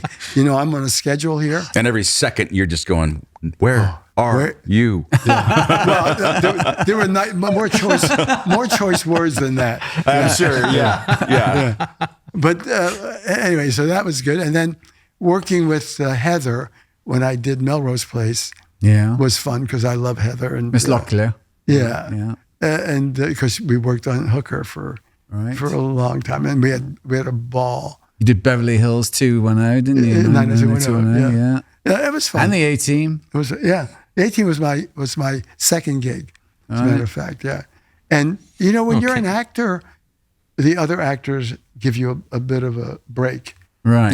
Yeah. There's a respect a little respect there, or a little kind of courtesy. Would you rely on your DP a lot? I always, whenever we worked with, new directors, Roxanne being one at the time, she cut her teeth. Roxanne Dawson did, directing our show. Right. And, she relied heavily on Marvin Rush to really help facilitate the day. Well, it depends. When I did I did Hooker, I can't remember our DP. I do John, but I can't remember his last name. He was very helpful. But then when you go from show to show, not so much. You have different DPs, and a lot of them are not nice. Yeah. Well, because they're no. I mean, I want to do this. I mean, That's not how we do it here. Never get. I did. It was A-Team, and I wanted this, a dance floor, and I wanted to move the dolly here, and there. I come back, and they said, "But we're ready." I go back and I said, "Where's the dance floor?" I said, no, that does not work. This is the shot I want to do. I cannot do it the way you have it set up. I walked you through it, and why you didn't do it, I'll never know, but I'm not doing the shot. You just have to dig your heel in again, don't you? You do. But you have a lot of assholes who are the obstructionism. But I shouldn't. I have to come back and say there are some great ones, some wonderful ones who do accommodate you. Yeah. But some forget because they're lazy. Right. These particular people happen to be lazy. Right. They don't want to do all that shit. Move this, then that. And I imagine it's somewhat of a power struggle too, because a guest director coming in with a DP who is there all the time. Yeah. It's an ego thing. Yeah. It is. It's always an ego thing, isn't it? Right. Like I know what to do. Well, if you know what to do, then you direct the show. Right. Yeah. Why am I here then? Yeah, exactly. What am I doing? I'm just going to tell you I'm going to shoot this, and you're just going to point a camera. Right. I mean, it's ridiculous. So you go through a lot of BS. Yeah. I mean, a lot of unnecessary BS. So kids, if you want to become the director, get your father to be your DP. Yeah. You've been a chat show host too, haven't you? You did a whole piece on, what did they call it? Portraits of a Legend? Yeah. You interviewed some massives. I did that for the Scotty brothers. Yeah. Yeah. You did Sly Stone. I did everybody. Little Richard, which was great. I've got a little list here. Herb Albert, Jerry Stevie Lee Wonder. Lewis. Yeah. I mean, come on, tell me some stories. Well, I mean, did they spill it? No, because it was not that kind of a show. Right. It was purely, about their career and the music, just the periphery of like what most of the public knows. Right. But to meet those guys, I mean, Stevie Wonder. Again, we talked about Bruce Springsteen earlier. When I met Stevie, Yeah. They said, Stevie, this is Jimmy Darren. He said, goodbye, cruel world. I'm off to join. Oh my God. Holy shit. I said, I hate that song, Stevie. Don't sing it. You told that to Stevie Wonder, singing it to you? Goodbye, cruel world. I don't want to do that. Yeah, it was My kind of fun. mom's really crawling in her grave right now. But all those great people that I interviewed, Smokey Robinson, and they were great. And it was, How many years did you do of that? Was it a good, I don't know, maybe 2. right? Yeah, What a because we varied did them thing. like every other week. We did another personality. Yeah. How did you? This has been an interesting journey for Connor and I. Turning our skill set to Well, This- a lot of it was scripted, which is good and bad. I mean, it's good because you don't have to work so hard. But this, I mean, I prefer this. The You go where it takes openness. you. Yeah, exactly. right Exactly. But you couldn't do that, of course, in the time period that you well, were. not only that, but going through someone's career or personality. Right. You have to be, you get the Chronological. Right. Yeah. Yeah, no doubt. But it was fun. I had a good time doing it. It was great working for those guys too. For the And you've Scotty been Brothers. gigging even. I mean, we nearly had you in the seat just before Christmas, and you went off to Atlanta to do some Christmas gig, and you're still singing, right? Yeah. Yeah. God bless, man. I mean, that's something that, like, I guess anything else you do, you have to work at it all the time. Yeah. If I don't sing every day, really, literally every day, I mean, I do exercises, Do you really? then I do my show. I do the whole show. And it Really? takes a Every lot day? Well, it takes discipline. Yeah. Yeah. When I'm not drinking, it's just not true. Not true. But, I mean, if I'm not tuning up one of or my at motorcycles, or at church, yeah, I'm not in the choir, then I sit and do it. Yes, yeah. If I'm not there with the nuns, but it takes. You're an actor. You guys are actors. You know the discipline it takes.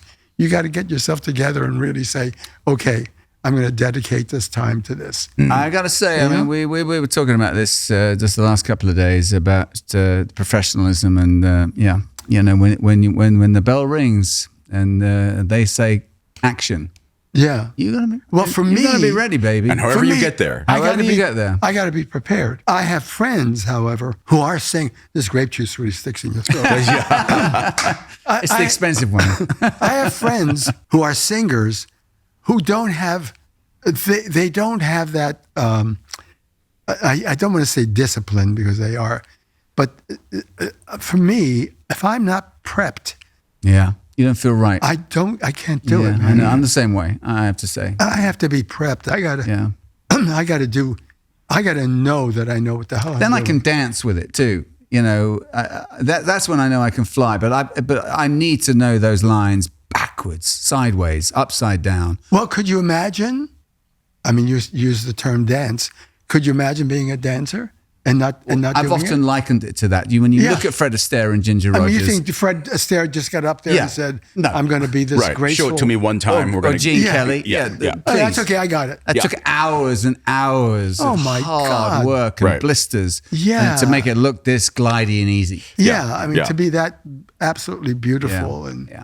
I mean, Fred Astaire. You watch Fred Astaire. It's like I could watch his films All day. all day long. and listen to him sing. Yeah. because Yeah. he's just his interpretation of the song, even though he wasn't a Frank Sinatra, but he had what a great delivery. Panache and Oh my goodness, Skills. And as a dancer, forget it. So that's the case. If you have a talent, cultivate it hone it. and hone it. Yeah. That's Right. exactly. keep it alive. Yeah. Don't It's a muscle. Don't and, screw it off. Absolutely. And if you don't use it, you'll lose it. You lose it. 100%. The best is yet to come. Yeah. Keep practicing. I had to get that. You'll get there. I had to get that in somewhere. But it's tough, because some days, you do it, and your voice is just not there. Yeah. You know, and then you think, oh my goodness. It's a bit like a golf swing. Oh, yes, exactly. You work with the swing you have that day. Exactly. Well, you know, and acting, there are days when it all just seems like the easiest thing in the world. And then there are days when you have to rely on your technique because you're not really, for some reason, whatever reason, you're not there. Yeah. Absolutely. And like doing a play, you know, especially, you know. Yeah. You know, I mean, it applies to film as well, but doing a play. Have you done some plays? Did you ever do plays? Yeah. Summer stock. All right. So that's, you know, you got to be there every night. Uh-huh. You know, I don't know. I think, but you know, I think it applies to every profession. If you want to be good at it, work at it. You know, don't take it for granted. Right. All of a sudden, you're And have you're a pride in the star work. and all that. You know. Have pride, exactly. Yeah. That's what I do. I have pride. I know you guys do as well. I do. But I have pride. I mean, I want to go. I'm going to be my very best. It may not be the greatest. No. But it'll be my best. Best I Yeah, can you're do. only as good as the last thing you did. Yeah. You know? Yeah, for sure. That's for sure. Which was. What is the last thing I did? So how often are you on the road these days?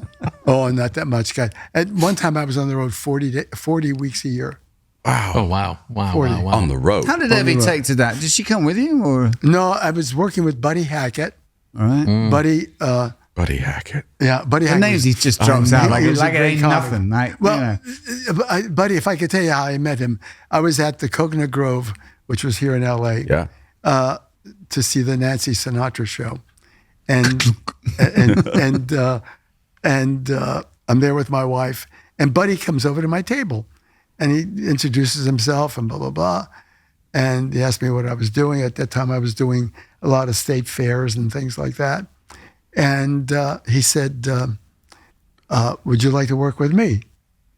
I said, "Yeah."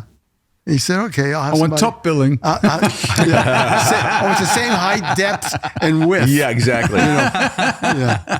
So when he left the table, I said, "Boy, it's a good thing I'm wearing boots. There's so much bullshit in this town." I said. And sure enough, about 2 weeks later, I get a call from one of his guys. You know, not an agent, but like a Friend. personal manager. Right, kind of right. thing. And I started working with him at the Sahara. We worked for 12 consecutive years, except for 1 week.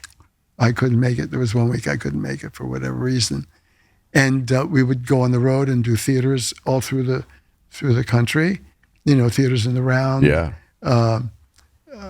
In Philadelphia and New York. And it was great. And we lived together in Vegas. We lived in this, I had a suite. It was like the hologram. I had a 2-bedroom suite at the Sahara for when my wife and kids came in. I would go up there, but otherwise, Buddy and I lived in the same house on the golf course, which was a trip because, I mean, some people did not get along with Buddy, but he was like one of my dearest friends. We had a great time together.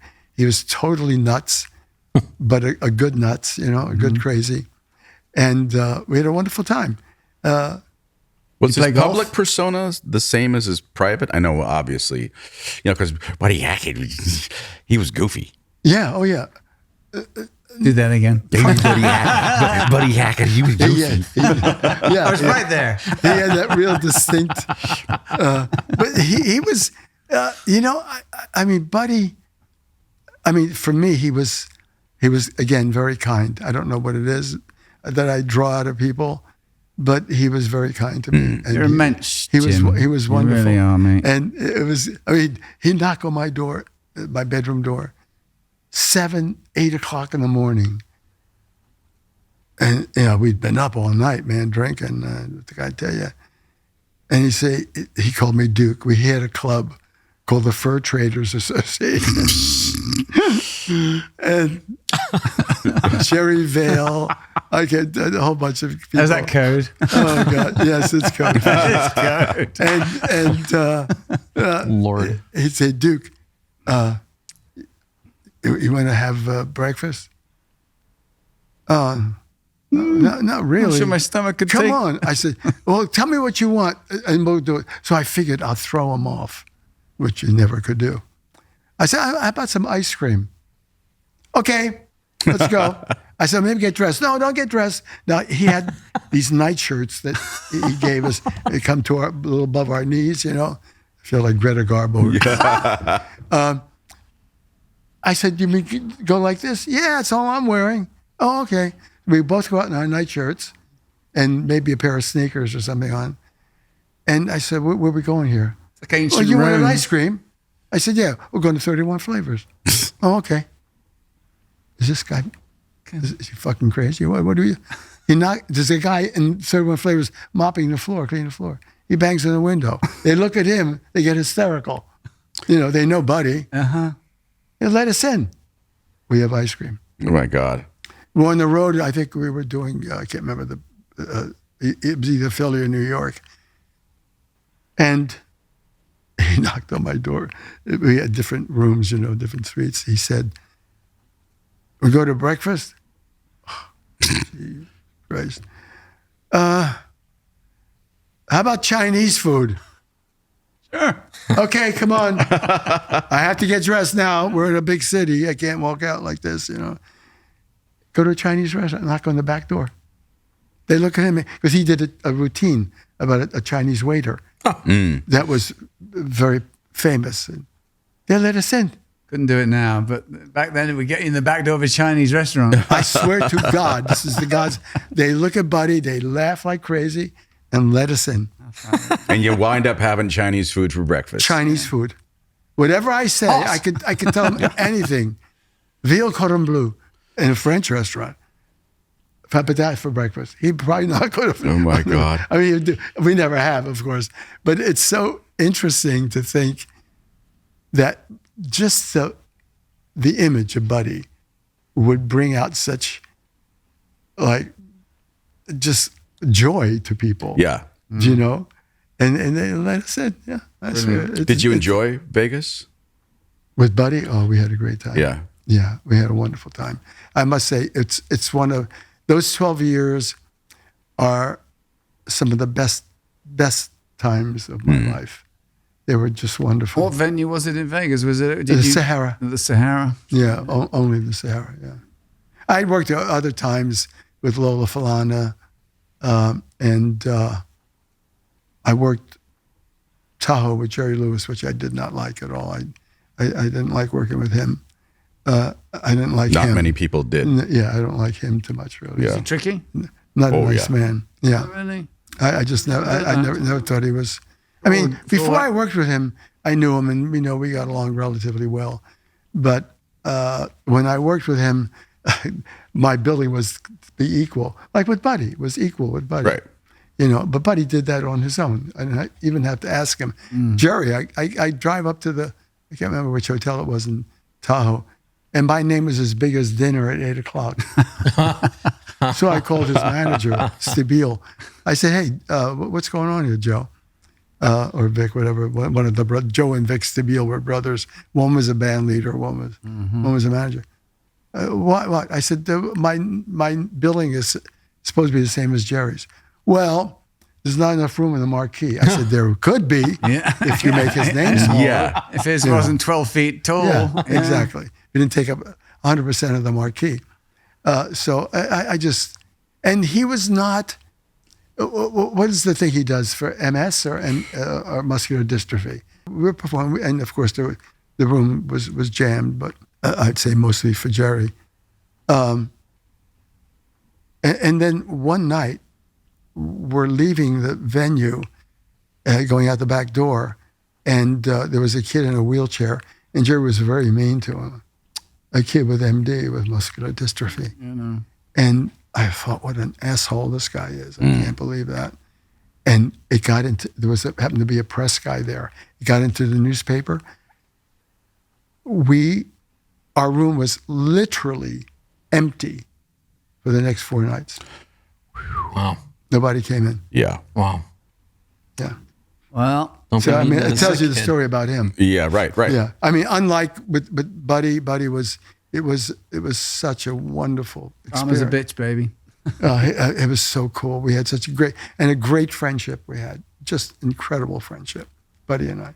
Just, I mean, you're fortunate in life when you have people whether they're of the stature of Buddy or Frank Sinatra, people like that, to have a great relationship with them. You know? I mean, it's it's a pleasure for younger people. You know, it is, isn't it? Yeah. And what a lovely thing that to just get that helping hand and just that for them to that really leg up. care. Yeah. You know, for them to care, to know that they care. Right. It's a good thing. I got to tell you a quick story about, if you guys don't mind, about Sure. about Navarone, about Anthony Quinn. Yeah. Tony and Stanley Baker and I were, you know, of the same ilk, so to speak. And Was Richard Harris part of that posse? You think he would have been? Richard was not on Rhodes. Oh, so he was with not. us. So he No, okay. he so only this worked is- at the right. studio. So he wasn't with us. So we're on the island of Rhodes or Rhodos, and you know, we all had bungalows that they built for us. Actually, they were so fresh that when I hung up my bar to do chin-ups, you know, we put it in the door jamb. Yeah. It opened the door jamb.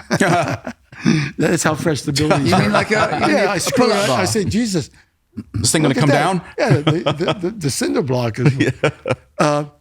So anyway, so Tony taught us all.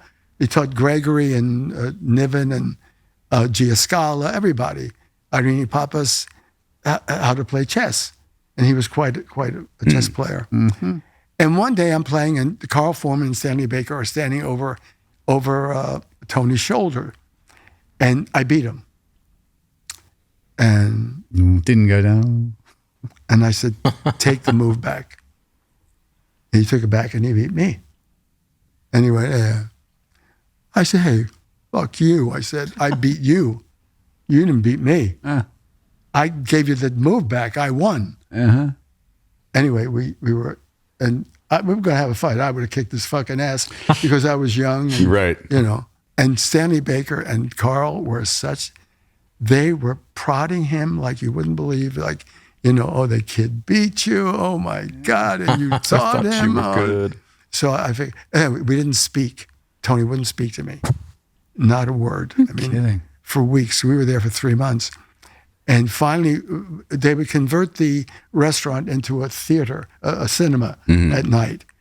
So we could, you know, keep from going insane. So Tony's standing at the back of the theater, and I walked up to him, I put my arm around him, I said, are we really, really never going to speak again because of that silly game? Are we? And he said, put his arm around me. And that weekend, he and I went to Rome. Really? Yeah. Come with me to Rome. They had a place there. And I love Tony. You play bridge. No. He was playing a lot of things which I was not involved in, but we had a great time. Did you become friends? Friends? Did you become friends? Oh, God, yeah. Yeah. Yeah. I love Tony. And Gregory as well. Gregory was a very warm, and Veronique Peck. They were very warm, sweet people. Do you know, I cut wood on his estate Consider up in the Palisades when I first came to America. Yeah, I did. It was lovely. I had a job through a guy I met in Malibu who had a wood chopper, and I went up there as his assistant. Oh, really? I met the great man. Yeah. He's a wonderful man. Wonderful man. Gregory, Yeah. very chopping wood on his classy. estate. Yeah, lovely man. Considerate, kind, you know. You can, His it wife- oozes from him. Huh? It It oozes does, from doesn't him, it? that sensibility. Yeah, absolutely. Yeah, he was terrific.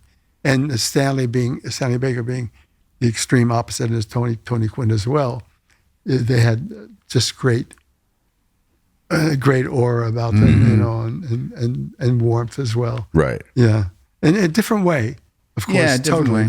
Totally. But It was that era of British actor that they were unique. Oh, totally. Standalones. I mean, Stanley was a real ballsy guy. Yeah, He was. yeah. He They was don't make him like that anymore. No. God bless. Stanley Baker was cool, man.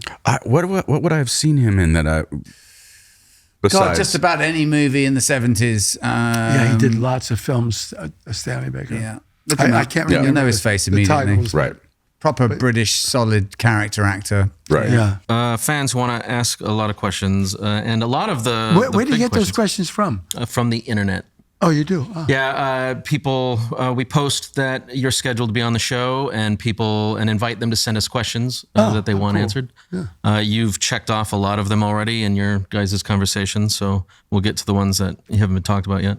Sukiyuki on Instagram asks, in Deep Space Nine, did you have any input on the arrangements of the music, the songs you were singing? The music was chosen 99% by Ira Bear. And like I had mentioned earlier in our conversation, that if I did not like the song, then Ira would not ask me to do it. As far as the arrangements were concerned, I would have some input there. Great. Chowzam on Twitter asks or says, Vic was one of my favorite recurring Deep Space Nine characters. What was it like working with Avery Brooks, and how good of a singer was he? Avery Brooks was a great singer, or is a great singer, and it was wonderful working with him. And I was shocked when we did our medley, because I never realized that he could sing. He's got a great voice, isn't he? He's a wonderful actor, and he's a wonderful pianist. I mean, he's an incredibly talented person, and I do love him. Sam Easton Artwork on Instagram says, do you have any pre-performance rituals or vocal warm-ups? Yes, it's called nerves. Yes. Whiskey. So therefore, I consume some booze before I go on stage to calm me down. But I do just a little bit of warm-ups, not too much, because then you could overdo it, of course, and blow your voice. Annika on Patreon says, what is the best concert that you've ever attended? There's so many. I mean, I think of the Beatles and McCartney doing solo. Wow. But, I mean, as much as I love them, and they were great. Oh, and Little Richard. I went to see Little Richard. That was a kick. Oh, God, I can't believe it. Little Richard and Etta James. All great. I mean, what can I tell you? And Roy Orbison. Mm-hmm. Now, and I got to include, of course, Sinatra. Mm-hmm. But Roy Orbison, I'm sitting there with my friend, Rick Husky, and there was a place in the Valley, and Roy Orbison, I'd never seen Roy perform. I'm a tremendous fan of Roy Orbison's and Elvis, of course. Well, Elvis feared Roy's talent, didn't he? He was the only one. I'm sure they all envy, because Roy is an incredible talent.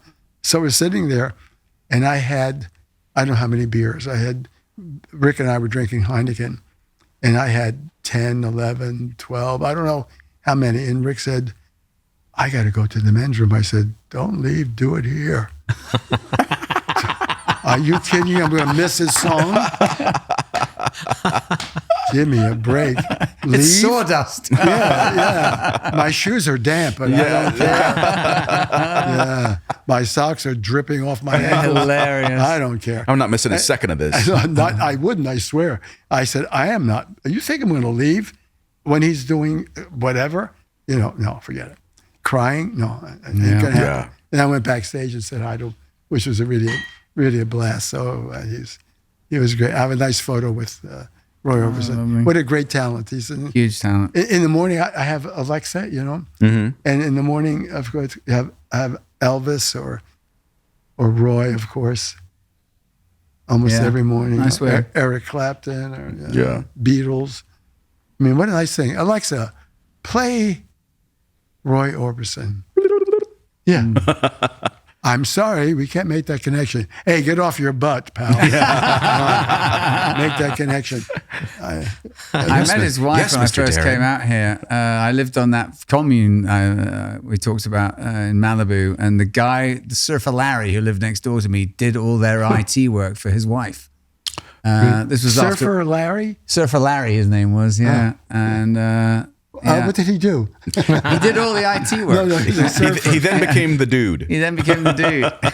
But I got taken up to the house. This was after Roy's passing, and I have a box set of the complete works that she gave me. Oh, really? His wife gave you? Yeah.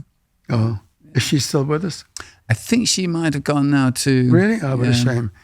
Yeah, I mean, he's just amazing, Roy Orbison. I swear to you, when I was there, I mean, I'm not blown away that much by too many people. Certainly McCartney and the Beatles and Sinatra and Sammy but when I was there with Roy Orbison, every song just rang a bell, so loudly that, and it just brought me back to so many great memories, and it was wonderful, just wonderful. I don't know. It was, well, we kind of know who's going to be on the island with you. That's coming soon. We're fortunate to have those people in our lives. Absolutely. We are. God. No kidding. So my mom used to, whenever Fred Astaire's movies would be on, Dominic, get in here. Oh, yeah. It's special. Yeah, you need to see this. Yeah. Beautiful. I'd say the number one asked question we received, we probably got over 100 of these, was, will you sing Fly Me to the Moon for us? Oh, I'd love to, but I'm not really in the best of voice, and being a perfectionist. yeah. That's all right. I would love to, but I'll play my record. There you go. There you go. All right. Well, that's our fan Q&A for today. I think it's time. Fall trivia. We're going to play a little game of Star Trek trivia, and today we are playing for our Patreon member, Phil Green. The rules are pretty simple. You three against me. He's the Star Trek Oracle. And yet we've beaten him. All right, so it's time for us to play a little Star Trek trivia. We have to give a special thanks to Zach and Chris from the Random Red Shirt podcast, who Thank you, Zach. Thank you, Chris. put this game together for us. And one last time today, we're playing for Patreon member Phil Green and asking the questions. In place of the lovely Erica LaRose, we have Patreon member Melissa. All right. Number 1. In the original series episode, Conscience of the King, which Shakespearean play is being played out in the Enterprise Theater during Captain Kirk's confrontation with Anton Caridian? A. Macbeth, B. Othello, C. Julius Caesar, or D. Hamlet? We got it. We got Green. I kind of know this. I was going to say, It's either the Scottish play It's either the or it's Scottish play Othello. Hamlet. I was going to say Othello. Final answer? Final answer, Othello. All right, I'm going to say No good? the Scottish play. Oh, the Scottish play. Oh, we get another go. Does it throw back to us? It's Hamlet. It's got to be Hamlet. Okay. Hamlet. Ding dong, ding dong. Correct. Hamlet. Are you sure it wasn't Gidget Goes Hawaiian? Number 2. In Star Trek IV, The Voyage Home, Spock performs a mind meld on which of the following characters?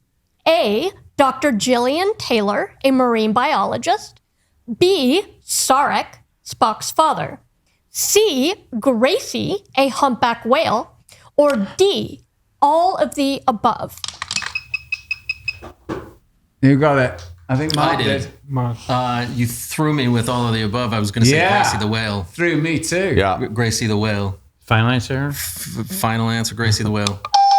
Okay. It is, yeah. All of the above. That's a little tricky thing. That's a tricky good one. Number 3. In the Enterprise episode Regeneration, 200-year-old Borg are discovered by Earth scientists. Where? Oh. A. Buried Mark. in the desert. B. In a government laboratory. C. In the deep sea. Or D. Frozen in the Arctic. Come on, I got it. Yes, in the Arctic. In the Arctic. I feel the sun coming on. No idea. I think it was Pacoima, but Well, that's why we shot it. Exactly. Number 4. What secret criminal organization did Chief Miles O'Brien go undercover to infiltrate and thwart at great risk? Mark. A. The Orion Syndicate. B. The Obsidian Order. C. Crimson Dawn. Or D. The Dominion. Oh. Wow, it wasn't what we thought. Can you repeat those? Can you? Yeah, that caught me by surprise, too. Are we allowed to repeat? Can we repeat them again? and could you give us the answer? Yeah. Give us a wink. A is the Orion Syndicate. B, the Obsidian Order. C, Crimson Dawn. Or D, the Dominion? I want to say Obsidian. Oh, okay. I don't have any idea. Obsidian. Yeah, I haven't got a clue. Okay, No? This is a dumb one. I think it's Crimson Dawn. Okay, throws it back to us. So what are the last two remaining choices? Your last two remaining choices are A, the Orion Syndicate, or D, the Dominion. The Orion Syndicate. Hey, Jimmy wins the day! I feel another song coming on. I just didn't remember any green. I feel the song coming on. It's a trick question. No, it isn't. Sucks, doesn't it? No. I knew the answer to that. gets this very seriously, you know. All right, so what's the score? All right, number 5. According to the Federation's planetary classification system, what planet classification would be considered a demon planet with a toxic atmosphere and temperatures exceeding 500 Kelvin? A, Class M, B, Class D, C, Class Y, or D, Class J? Mark got it. I'm just going to say Class D because they call it a demon planet. I mean, so we've got M, Y, or what? Or J. M, Y, or J? Why? Yes, Jimmy wins the day! Wow. My God, you're an oracle. I'm not Jeez. totally useless. Well, we won that again. was right? The best is yet to come. And babe, won't it be fine? And Mr. Green, you are going to get a new car. Yes, That Phil. Is big. it Phil? Phil Phil Green. Green. Phil Green. God bless you, mate. I tell you. All right, so It's going to be a little bit of a habit, Mark. yeah. Have you ever heard a better arrangement on that song than Quincy Jones' The Best Yet? It's just a mind Don't know blower. it familiarly, but is it great? Oh, man. Is it bebop? Oh, it's just unreal. I'll check that out. It's a killer. The Best Is Yet to Come, Sinatra's version. Oh, that Quincy Jones produced. Oh, my. Yeah, and arranged. And arranged. Oh, it's Oh, with my Sinatra singer. Yes, I didn't know Yeah. that was a Quincy Jones arrangement. It's Oh, a look, mate, killer. some of the songs And you Flying sang. to the Moon. We're now going It's to cut time. to On a Deserted Island with Connor Trinneer. Here's the game. So you're on a deserted island for the rest of your life. You're allowed the works of whatever religion you want, be it the Bible. You can. I bring my dog? That could be your bonus item. Okay. The works of Shakespeare, and then you get to select your cuisine, I mean, Italian, French, but you get all of them, you know. Okay. And then your dessert, if you pick like ice cream, you get all flavors of ice cream. Right. Your musician, composer, all of their complete works, and author, same thing. And then you get a bonus luxury item that there are limits to what you can choose. Can't get you off the island. Can't keep you company. But something, functional or luxurious. Like Yeah. I don't want to give you any suggestions. I have to bring someone with me? You can't bring someone with you. There's no one you can't bring it. No, it's a luxury item. Like I'm alone? I'm alone on the island? You're Yeah. alone on the island. But you're not unhappy. But you're not You're not unhappy. unhappy. I'm not? Can you tell me that? Right. So your cuisine. My cuisine would probably be Italian. Yeah. God bless you. Yeah. Yeah, it's a great or cuisine. French or Mexican, but Italian. Italian. Your author. Help me out. Well, who do you read? I mean, do you have a favorite? Well, I don't like novels. I prefer things that are You like factual, historical stuff? Yeah, factual. Yeah. Well, whatever it may be, yeah, but factual. David McCulloch Or Walter Isaacson. Yeah, I liked Walter Isaacson. Yeah. A great one. Yeah. Yeah. Okay. Yeah. All right. Those Your- biographies are fantastic. Yeah. Yeah. Your musician / composer. All of their work. Yeah. Ooh. It's not Roy then. Or is it? No, it could be. I mean, composer, yes. Musician, Quincy Quincy. Quincy Jones. Yeah, no shit. Oh, that's interesting because that's such a wide breadth of Yeah. Absolutely. work. Yeah. Okay. Composer again, Lennon and McCartney. Yeah, right. The Beatles. The Beatles. Yeah. I mean, you have, Yeah. you have a lot of great composers from the 40s, 30s, 20s even. Yeah. They were They're definitely, amazing. lightning in a bottle. Yeah. Yeah. no I shit. mean, it's, Your dessert.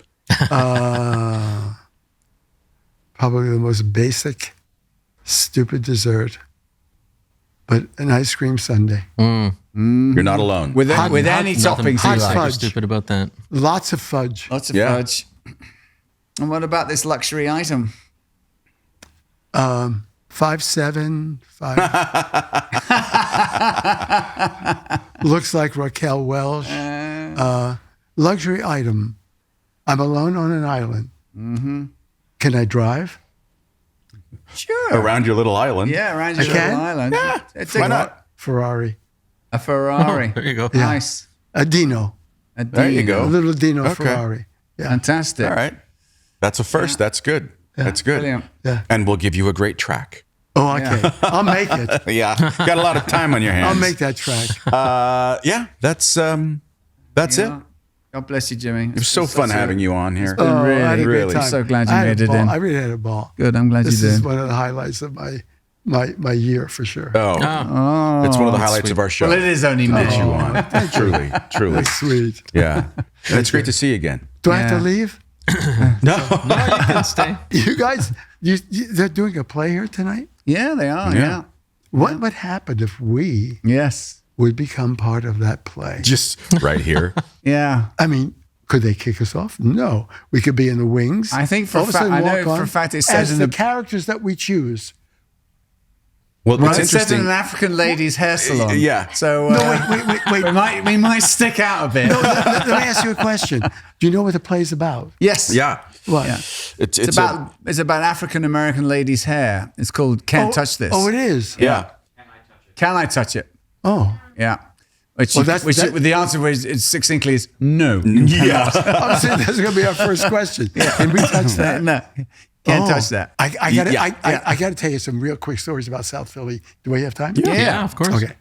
I have a friend. His name is Al Marinelli. He's a wonderful guy. He works as a bartender, or did. And I would say that we were at the Alpine Inn one evening, my wife and my cousins, my family, which is about 35 people, cousins and aunts. And I said to Al, Evie would like a wine spritzer. He said, okay, one wine spritzer. Come. I said, no, it's a wine spritzer, Al. That's what I said. You said wine splitzer. Yeah, well, it's half soda, half wine. It prolongs the fucking evening. I know. Oh, okay. All right. A Philly splitzer. Yeah. And then I said, Gene has the roast beef place in Philly, very famous. That his son died of AIDS. He said, he died of AIDS. I said, no, AIDS, Al. Al, he said, I'm talking about one fucking guy. I said, no, but it's AIDS. It's not. That's the whole. If you read what those letters mean, it's not singular. It's what it is, or plural is what it is. Oh, okay. Everything you did. I said, and I was thinking about buying a McDonald's franchise. You want to buy a franchise? No. No, Al, you know what? Take your brain out of that fucking bottle of, Oh my God. of cyanide and Franchise. You want franchise? if anything had an S, it was more. If it was one. It was plural. Oh my God. You've lived a life, Mr. Darren, I have to say. characters like you would not believe. It's bloody honor to know you, mate. It really And is. how about this? Al, I have a course. Give me a core. Give me a core. Al. I swear. Al, it's called cores. I'm talking about one fucking beer. But you want two of them? I'm not, I swear to you on my life, I am not making this shit up. I'm talking about one fucking He's beer. a patient man. Yeah. With an impatient brain. God bless you, Jimmy. Oh, God. We'll see you in Vegas. Thanks for coming in. Yeah. Sorry we drank your present. Yeah. Oh, was that his? Yeah, but it's great. Thank you for it was very generous. Thank you for your company, and I enjoyed it. And thank you for your company. I enjoyed it. Yeah, And- thank you. And all of you. It was lovely. Thank you very I much. had a great time today. This is Great. Really We're good. delighted. And I don't want to complain, but my dog peed on my lap several times. Doesn't do it to everybody. It's only those he likes. Yeah, exactly. He hasn't liked it. Several times.